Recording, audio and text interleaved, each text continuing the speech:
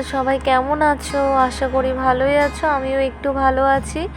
বন্ধুরা, আজকে তোমাদের বানিয়ে দেখাবো আলু করলার চচ্চড়ি। তোমরা সবাই একটি লাইক ও একটি সুন্দর কমেন্ট করে পুরো রেসিপিটি একদম স্কিপ না করে দেখতে থাকো। আশা করি তোমাদের খুবই ভালো লাগবে। এখানে করলা নিয়েছি আর দুটি ছোট মাপের আলু নিয়েছি।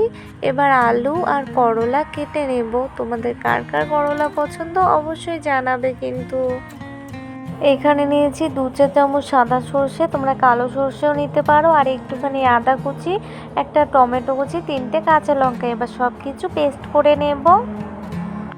আলু আর করলা কেটে নিয়ে জল দিয়ে একদম পরিষ্কার করে ধুয়ে নিয়েছি।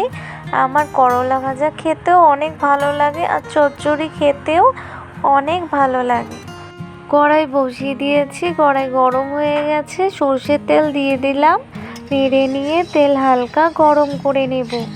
এরপর তেলের মধ্যে ফোড়নে দিয়ে দেব কয়েকটি থেতো করে রাখা রসুন আর একটা মাঝারি মাপের পেঁয়াজ কুচি।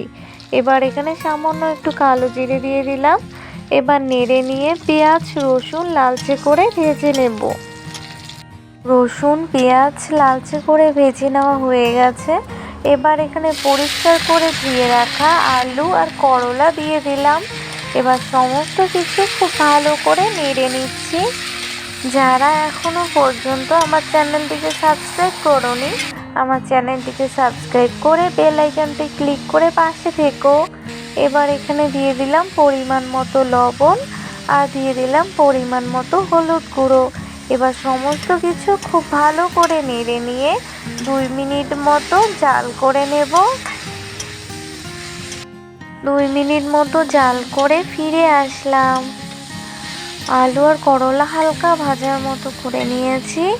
এবার এখানে যে মশলাগুলো পেস্ট করে রেখেছিলাম, সর্ষে আদা লঙ্কা টমেটো দিয়ে দিলাম, আর পেস্টের বাটি ধুয়ে একটুখানি জলও দিয়ে দিলাম।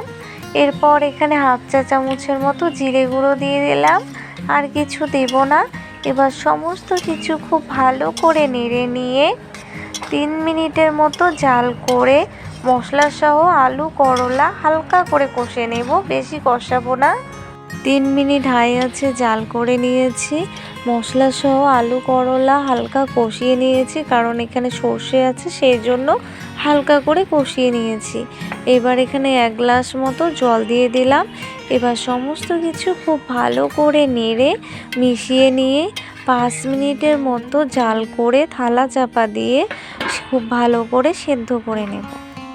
5 মিনিট জাল করে ফিরে আসলাম। এবার থালা তুলে নেব। এবার সমস্ত কিছু খুব ভালো করে নেড়ে নেব। জল অনেকটা কমে এসেছে, আলু করলা খুব ভালো করে সেদ্ধ হয়ে গেছে। এবার নেড়ে নিয়ে আবারও 2 মিনিট মতো জাল করে নেব। 2 মিনিট জাল করে ফিরে আসলাম।